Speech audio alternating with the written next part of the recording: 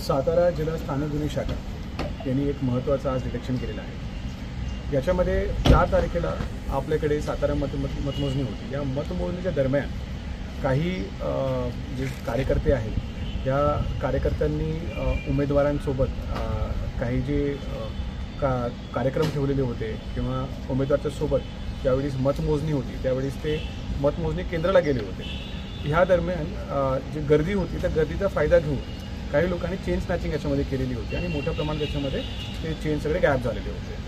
यानंतर तपास याच्यामध्ये सुरू झाला। सातारा शहर पोलीस स्टेशनला 3 गुन्हे याच्यामध्ये दाखल केले वेगवेगळे ठिकाणप्रमाणे आणि तपास सुरू केला। त्याच्यामध्ये आम्हाला लिंक लागत गेले। लिंक लागता त्याच्यामध्ये आम्ही नगर आणि बीडपर्यंत पोहोचलो आणि तिथून हे जे आरोपी आहेत त्यांची माहिती घेऊन या आरोपीला आता अटक करण्यात आली आहे।